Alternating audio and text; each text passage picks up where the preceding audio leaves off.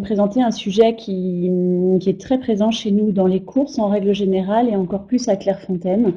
Je ne sais pas si vous connaissez tous bien le fonctionnement d'un hippodrome. Je vais essayer d'être le plus généraliste possible, mais également de bien parler des process internes, puisque chaque hippodrome a sa façon de fonctionner et sa possibilité de fonctionner. Nous, à Clairefontaine, on est une toute petite équipe avec un chef d'établissement qui s'occupe du coup exclusivement de la partie extérieure. Et pour m'aider dans mon travail, je collabore avec 2 personnes, et notamment Faustine qui s'occupe avec moi de toute cette partie. En ce qui concerne donc ce que je vais vous présenter, je l'ai mis en 3 parties, c'est-à-dire d'abord le descriptif de notre mission, puis la façon dont nous l'organisons, et après, vous allez vite comprendre de quoi il s'agit. Alors, on parle donc, le titre est la biosécurité sur un hippodrome. Je vous ai créé cette définition de ce qui est pour moi la biosécurité, mais que j'appellerais plutôt la sécurité sanitaire. On a les 2 mots importants qui sont le mot sécurité et sanitaire, c'est-à-dire que c'est un ensemble de décisions, de process, de procédures, de façons de faire et d'actions qui visent à protéger une population concernée. Ici, nous allons parler vraiment des chevaux, contre tous les dangers et les risques pour la santé, considérés comme échappant au contrôle des individus et relevant de la responsabilité des organisateurs. Donc, en 4 lignes, vous avez vraiment l'ensemble des paramètres qui vont s'imposer à nous, à savoir comment faire pour limiter l'introduction et la transmission de maladies infectieuses. Alors, pourquoi on va directement au but sur cette introduction et transmission de maladies infectieuses? C'est que vous le savez, je pense, un hippodrome est donc une organisation de réunions de course. Une réunion de course, c'est 100 à 150 chevaux, donc selon le nombre de partants, qui vont se réunir le temps d'une journée. Ces chevaux peuvent être aussi bien que des pur-sang ou que des trotteurs. Il peut aussi y avoir ce qu'on appelle des réunions, donc des journées de course mixtes, où on va avoir et des trotteurs et des galopeurs, et qui peuvent venir, et qui viennent même plutôt, d'horizons géographiques variés. C'est-à-dire que nous, à Clairefontaine, nous allons aussi bien accueillir un cheval qui va venir d'un centre d'entraînement, qui lui-même est une possibilité de foyer, qui va être par exemple à Maison Lafitte, Chantilly, ou à Lyon, ou à Cagnes-sur-Mer, avec un cheval qui va venir d'un entraînement que je qualifierais de familial, où il y a 7-8 chevaux, qui va venir de Brest ou de Strasbourg et autres. Donc tous ces chevaux vont se regrouper. Donc le fonctionnement d'un hippodrome, c'est un fonctionnement, en tout cas pour ce qui nous concerne nous à Clairefontaine, un fonctionnement en journée de course. C'est-à-dire que nous ne sommes pas un lieu où nous accueillons des chevaux sur une longue durée. Les chevaux arrivent le matin et repartent le soir. Et pour leur bien-être, on en parlera un peu après, et pour leur bien-être, nous avons également la possibilité d'arriver la veille, de manière à ce que les chevaux voyagent la veille et dorment sur place et courent le lendemain. Donc c'est ce que je vais appeler des journées isolées, et c'est ce qui va être encore plus compliqué à gérer. C'est-à-dire qu'on va avoir des courses sur un laps de temps assez court, 2 mois, et pendant ces 2 mois, donc 60 jours, nous allons avoir 23 journées de course, d'où ce que je vous ai indiqué, journées isolées, mais proximité des réunions de course. Les arrivées sont massives ou isolées. Ça signifie que soit les personnes vont arriver par un vent particulier, soit elles vont arriver par des camions de transport de chevaux. Et tout ça va se retrouver ensemble à descendre sur un parking globalement en même temps. Les arrivées se font la veille, je dirais que ça représente moins de 5% du nombre de chevaux partants. Et en revanche, pareil, à 5% près, 95% repartent dans la journée. Ces départs sont massifs ou isolés, comme les arrivées, avec des changements possibles. Je ne sais pas si c'est clair pour tout le monde, mais il faut savoir qu'aux courses, nous avons des courses qui sont dites à réclamer, c'est-à-dire que les chevaux viennent avec un propriétaire et un entraîneur, sont mis en vente via des enchères secrètes et peuvent donc être rachetés avec un transfert de propriété qui se fait dans la foulée. Et donc ce cheval qui était peut-être dans une écurie plutôt familiale peut se retrouver à être venu dans un vent seul, repartir via un camion de transport et à intégrer une écurie où il y aura 40, 50 ou 60 chevaux. D'où le fait d'avoir donc changement de propriétaire possible. Le principe d'une course hippique, alors pas le principe évidemment, vous savez tous que le principe de la course, c'est que le meilleur gagne, et dans un but simple qui est l'amélioration de la race chevaline. Le principe de la course, pour ce qui nous intéresse, la biosécurité, les chevaux, donc, ils arrivent sur l'hippodrome via donc le parking des vents, qui est un lieu unique. On verra après justement le parcours. Ils vont dans leurs écuries, tout ça on va en parler. Mais à partir du moment où la course, il s'agit de leur tour, les chevaux sont présentés au public via un rond de présentation. C'est quelque chose qui est obligatoire dans le code des courses et ils tournent ensemble à distance raisonnable, tenus en main par un cavalier d'entraînement. Ces chevaux ensuite vont se rendre au départ et ce départ peut être donné de différentes façons. Mais en tout cas, ces façons peuvent éventuellement avoir des vecteurs de contamination. Ça peut être des vecteurs humains, ça peut être des vecteurs matériels, mais c'est quelque chose qu'il faut bien avoir en tête. Et ensuite, la course qui se déroule sous forme de peloton. Il m'a semblé intéressant d'aller rechercher la définition dans le Larousse. Un peloton, c'est tout ou partie des concurrents d'une course quand ils sont groupés. Et le mot groupé est là pour nous très important, puisque c'est encore une fois là que les risques peuvent apparaître.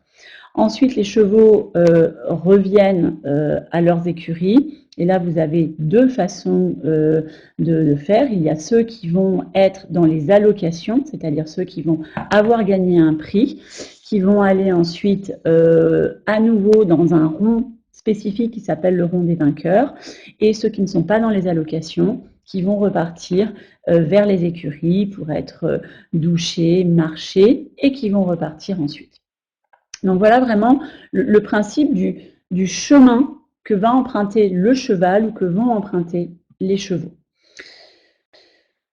Vous l'aurez compris, ce sont autant de risques de contamination qui vont être répétés 8 à 10 reprises dans une journée, puisque nous allons avoir de 8 à 10 courses, avec des chevaux qui sont différents évidemment, mais qui vont créer un brassage. Et donc c'est à cela qu'il faut qu'on fasse vraiment très attention. Alors, après vous avoir présenté vraiment le descriptif, la première partie, le principe, nous allons maintenant rentrer dans le vif du sujet avec le descriptif de la mission. Le descriptif de la mission, il y a un cadre réglementaire. Ce n'est pas nous seuls qui nous disons « tiens, aujourd'hui on va faire ci et demain on va faire ça ». Vous le savez, il y a des codes. Il y a un code des courses au trot, il y a un code des courses au galop. Donc ce code des courses, il ne parle pas exclusivement de la biosécurité ou autre, c'est un ensemble de règles qui peuvent entraîner des sanctions. Donc je vais passer sur ma slide suivante. Voilà, le code des courses, il va définir en ce qui nous concerne les contrôles obligatoires et les sanctions en cas de non-respect vis-à-vis de l'entourage direct du cheval. Alors là, c'est très simple, on nous parle clairement. Avant la course, l'ensemble des chevaux doivent avoir leur identité qui est vérifiée. On doit avoir un contrôle des vaccinations, je reviendrai dessus dans quelques slides, le contrôle de l'état sanitaire du cheval et le contrôle des ferrures. Et après la course, on contrôle l'identité des chevaux qui reçoivent la location. Ça, c'est vraiment la base dans le code des courses, qu'il soit au trot ou au galop. Le cahier des charges, quant à lui, il va définir les protocoles applicables et le cadre réglementaire pour l'hippodrome qui accueille. Et là, vous allez avoir des variations selon que nous soyons au trot, au galop, et selon que l'hippodrome soit un hippodrome premium ou non premium, c'est-à-dire qu'il organise des courses PMU ou non PMU et de différentes spécificités. À côté de ces deux éléments, code des courses et cahier des charges, vous avez le guide pratique du vétérinaire qui va, lui, donner des informations au vétérinaire quant au rôle qu'il doit avoir. Et vous les avez ici au nombre de 5. Vous retrouvez le contrôle de l'identité des chevaux qui viennent courir ou travailler sur la piste de l'hippodrome, la conformité des vaccinations, l'assurance à la gestion des urgences, s'assurer du respect des conditions sanitaires régissant les mouvements des équidés et le confort. Ensuite, comme tout endroit hippique et caisse, nous avons un registre d'élevage. Alors chez nous, c'est assez compliqué puisque nous ne pouvons pas avoir en amont l'ensemble des éléments. Donc en fait, dès que nous avons les partants, nous avons le programme de course. À partir de ce programme de course, nous gardons ces programmes et cela nous permet d'avoir le nom du cheval, l'entraînement d'où il vient, et donc nous tenons ça de façon très suivie. Et ensuite, nous avons nos protocoles internes qui sont liés en fait au site. À Clairefontaine, vous avez globalement 150 box, vous avez globalement 5 écuries différentes qui sont quasiment à 2 km d'écart. Donc, il va de soi qu'on adapte les obligations légales à notre site. Alors, cette organisation de la mission, comment se présente-t-elle? Globalement, déjà, comme on court en saison, avant la saison, on va nettoyer de façon profonde l'ensemble des parties. On va désinfecter les box, donc on passe tout au Karcher, ensuite on désinfecte un à un les box avec des produits spécifiques. Pendant toute l'année, on lutte contre les rongeurs et les insectes pour s'éviter tout souci éventuel de contamination par un vecteur animal. Et on va en permanence éliminer tous nos déchets. Ces éléments-là, c'est à la fois pour les chevaux et leurs accompagnants. Tout ce que je vous dis là, évidemment, affiché en permanence de manière à ce que tout le monde soit bien au courant. Le souci que nous avons, c'est que nous, sur un hippodrome, nous ne pouvons pas mettre en œuvre une quarantaine. Pas parce qu'on voit quelque chose qui ne va pas qu'on va dire aux gens, bah, vous laissez votre cheval pendant 2 semaines et puis on verra ensuite, puisque je vous ai dit, le principe d'une réunion de course, c'est à la journée.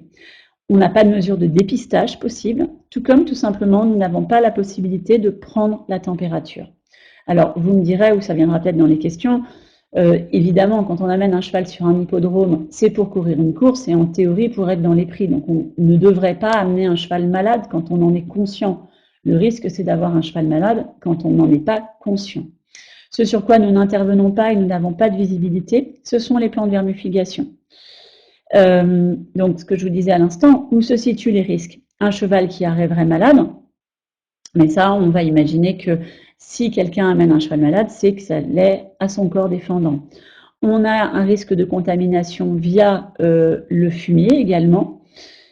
Donc ça, pour tout ce qui est fumier, nous vidons intégralement les box chaque jour. C'est-à-dire qu'un cheval, même s'il est resté 1 heure dans un box, il ne restera pas un brin de paille à l'intérieur du box. Tout est vidé, ce qui pose d'autres problèmes puisque notre fumier n'est absolument pas souillé. Donc pour réussir à les faire retirer, c'est assez compliqué. Et d'un point de vue financier, c'est évidemment aussi très complexe. La contamination via les vecteurs, donc les vecteurs aussi bien animaux avec les rongeurs, les insectes, que les vecteurs qui peuvent être les portes de box, si un cheval a mis à manger quelque part et ensuite va sur la porte. Donc c'est aussi pour ça que tout est en permanence nettoyé. Et puis les contaminations via des contacts indirects comme les bottes, les vêtements. Et là, c'est assez compliqué. Là-dessus, on n'a pas forcément de protocole puisqu'on, par chance, on n'a pas eu de contamination. Donc, on laisse les gens assez libres là-dessus. À l'arrivée des chevaux, les chevaux donc, sont accueillis sur le parking des vents. Nous avons un accord avec une station-service à 500 mètres, de manière à ce que lorsque le vent a déchargé le cheval, il puisse aller nettoyer son vent intérieur-extérieur, de manière à ne pas contaminer ni notre lieu et pouvoir aussi repartir en n'ayant pas été éventuellement contaminé s'il y avait eu un problème. Il y a un premier contrôle visuel qui est fait. Alors, il faut savoir que chez nous, en tout cas, ce sont les chevaux qui se déplacent devant le vétérinaire et non le vétérinaire qui va dans les box. Le lieu, chez nous, c'est en extérieur, mais en tout cas, le protocole prévoit qu'il soit dans un lieu suffisamment éclairé, avec un cheval tenu en main sur un terrain ferme.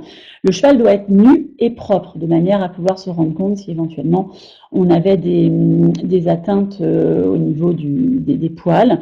Et c'est un examen qui est méthodique et minutieux. Et le vétérinaire doit faire le tour du cheval. C'est pas au garçon de voyage de tourner le cheval, c'est au vétérinaire de faire le tour du cheval et de l'observer. Ensuite, on a des plans des box. Ce sont des plans qui sont réalisés justement par ma collaboratrice qui est Faustine, qui réalise des plans dès la déclaration des partants. Alors chez nous, on a une façon de faire, on essaye de se débrouiller déjà pour qu'il y ait une récurrence de placement des mêmes entraîneurs, de manière à ce qu'un entraîneur ne cherche pas, ne se balade pas dans l'hippodrome avec son cheval, c'est-à-dire qu'il sait toujours que tel entraîneur est plutôt dans les box 45 à 50. Donc en arrivant, il va voir son plan des box et il voit qu'en effet, il est à cet endroit-là et comme ça, il peut y aller directement. Cet affichage, il est globalement partout, à l'arrivée sur le parking des vents, puis parcours. Et là, nous avons une traçabilité qui est assez remarquable, puisque nous sommes capables de savoir si quelqu'un a pris le box de quelqu'un d'autre par un système très simple, qui est une histoire de sceller sur les portes de box. C'est-à-dire que quand vous arrivez, votre box est scellé. Et si lorsque vous arrivez, il ne l'est pas, sur chaque porte de box, il y a un petit panneau avec une information comme quoi les gens n'ont pas à prendre le box et ils doivent immédiatement m'appeler. Le numéro de téléphone est marqué. Nous envoyer une photo si c'est possible et on va leur donner un autre box. Et ils n'échangent pas les box de cette manière-là. Et donc, il y a une mention sur chaque box. Ensuite, il y a un contrôle d'identité qui est fait, un contrôle qui est double. D'abord via le transpondeur, où on va confronter le numéro de puce avec ce qu'il y a sur le document d'identification. Et ensuite, le vétérinaire va vérifier le signalement du cheval pour vérifier qu'il s'agisse bien du bon cheval. Ensuite, il y a un contrôle de vaccination. Les contrôles de vaccination peuvent être faits exclusivement par 3 personnes, le ou les vétérinaires présents, le ou les commissaires ou le technicien préposé à cela. Toute autre personne n'a pas l'habilitation à faire ce contrôle vétérinaire. Donc ça, je vous avais dit qu'il y avait un guide pratique du vétérinaire qui, lui, va en fait bien nous détailler, comme vous le voyez sur la droite, ce que doit comporter la vaccination. Alors la vignette d'identification, la date et le lieu, le nom du vétérinaire, une signature manuscrite. Il faut savoir qu'un cheval ne peut pas prendre part à une épreuve s'il a été vacciné dans les moins de 4 jours avant l'épreuve, de manière à être sûr qu'il n'y ait pas, qu'il ne soit pas couvert. Et depuis 2018, la vaccination contre la rhinopneumonie est obligatoire au même titre que la grippe équine. Il y a une divergence entre le trot et le galop, en tout cas sur l'année dernière. Au trot, vous avez l'obligation d'enregistrer les dates de vaccination dans une base de données. Pour nous, en tant qu'organisateurs, c'est très pratique parce que ça nous permet 48 heures à l'avance de savoir qui risque d'être VNC, c'est-à-dire vaccination non conforme. Au galop, c'est une possibilité qui était faite en 2021. Les gens pouvaient s'enregistrer et ça permettait de pouvoir éventuellement les aider si jamais ils n'étaient pas à jour de leur vaccination. Voilà, donc les vaccins, c'est quelque chose d'important. Le protocole est le suivant, vous le retrouverez dans ma présentation que vous pourrez télécharger. Donc, vous voyez avec une vaccination, une primo-vaccination en 2 injections, un rappel et les rappels suivants. Et donc, vous avez les sanctions. On va s'intéresser directement aux sanctions, c'est-à-dire qu'on peut interdire au cheval de prendre part à l'épreuve et au trot, une amende de 30 € à l'entraîneur, alors qu'au galop, on aura une amende qui peut aller de 150 à 800 €. Donc, des sanctions qui peuvent être quand même très, très importantes. Ma photo n'est pas passée à droite. Ah non, on a mis, ouais. Alors, l'accueil des chevaux. Donc, je vous ai parlé de désinfection des potes, je vous ai parlé de traçabilité, je vous ai parlé de paillage. Donc, on a un paillage à chaque fois qui est neuf avec de la paille neuve. Nous ne donnons ni foin et surtout, l'intégralité de nos mangeoires sont intégralement bouchées. C'est-à-dire qu'on ne peut pas donner à manger à un cheval dans nos box et il n'y a pas non plus de point d'eau. Tout est fait pour que les personnes qui viennent aux courses avec les chevaux qui vont courir viennent avec leur seau de manière à ce qu'on n'ait pas de contamination qui puisse passer par ces biais. Alors ils le savent, hein, il n'y a pas de problème. Bien évidemment, si jamais il y a besoin, on va donner des seaux. Je vous dis bien donner, on ne va pas les prêter pour éviter justement une contamination avec quelqu'un qui aurait bu ou quelqu'un qui aurait tout simplement fait pipi ou également des mouches qui seraient venues boire dedans et qu'on ait un foyer qui parte à partir de ce moment-là. Alors, en cas de souci, que faire? En cas de vaccination non conforme, notre rôle à nous est d'informer les commissaires de course qui seront les seuls à décider des suites à donner. Il y aura une notification sur le livret, il y aura une mention au procès-verbal de la course, mais en tout cas, en aucun cas, on ne peut régulariser sur l'hippodrome. C'est-à-dire qu'un entraîneur qui nous dit non, non, mais vous inquiétez pas, mon veto est là dans un quart d'heure, il va pouvoir venir le vacciner. Je vous rappelle d'abord la règle, moins de 4 jours, je ne cours pas. Et deuxièmement, il est strictement interdit de régulariser sur l'hippodrome. En cas de maladie visible, comme des traces de teigne ou autre, eh bien là encore, le vétérinaire va alerter le commissaire. Les commissaires vont leur indiquer s'il s'agit d'un cheval qui semble avoir été en traitement, mais dont la peau a du mal à récupérer, ou au contraire, si c'est une infection naissante. Et les commissaires vont décider de ce qu'il en est.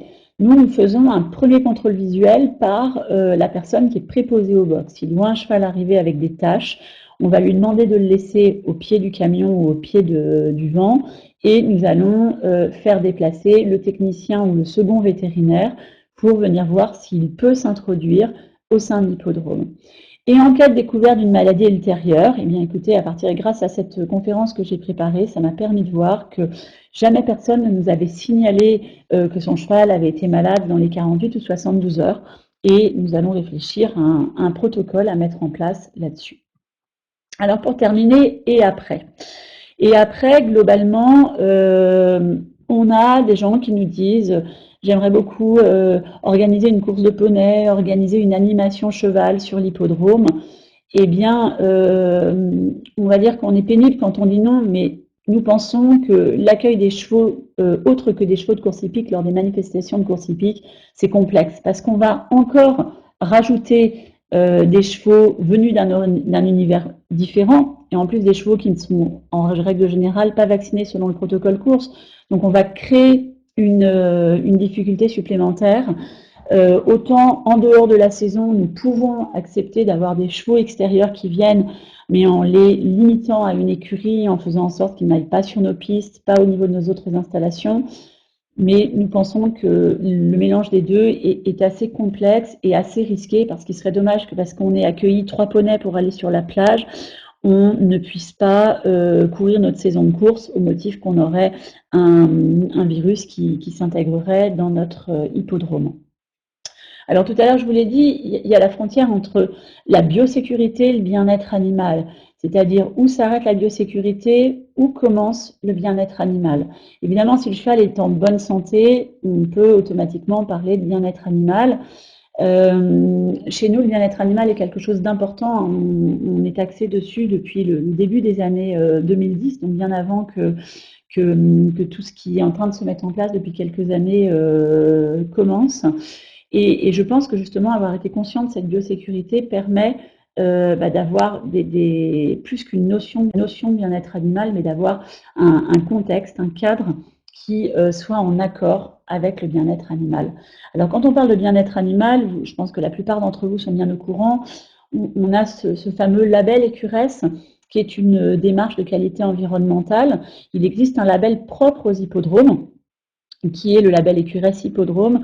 Et à Clairefontaine, nous avons la fierté d'être le seul hippodrome en France à être labellisé EQRS Excellence. Nous avons eu un renouvellement l'année dernière.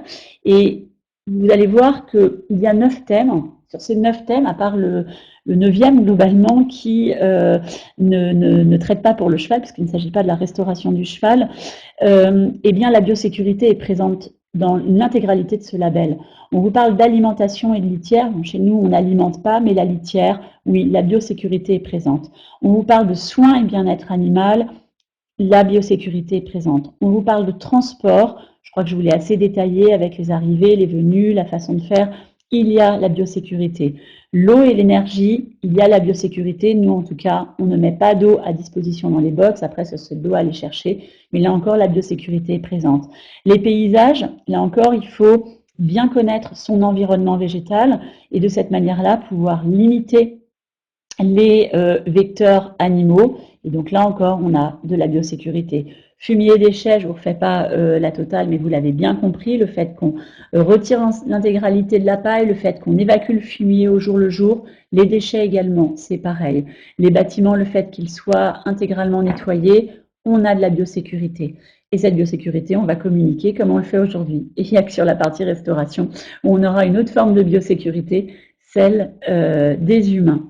Donc, pour récapituler, parce que j'ai été un peu plus longue que ce qui m'était octroyé, la biosécurité, c'est de la sécurité sanitaire. Il y a un encadrement strict, également un engagement strict, un cadre réglementaire qui est contraignant. Alors, il est contraignant parce que c'est très chronophage et puis c'est très coûteux. Pour vous donner une idée, à Clairefontaine, 23 réunions de course, 23 demi-journées entre l'achat de la paille, le retrait, le fait de faire les box, les désinfectants et les personnels attribués, c'est 80 000 euros. 80 000 euros hors taxe pour la biosécurité. Mais ça n'a pas de prix dans la mesure où si demain nous avions un souci, ça pourrait être nous qui pourrions fermer, mais ça pourrait aussi être la filière qui pourrait être intégralement touchée. Au cadre strict et réglementaire, s'ajoutent nos process internes.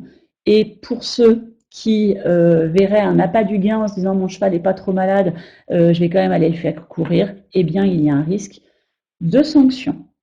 Voilà.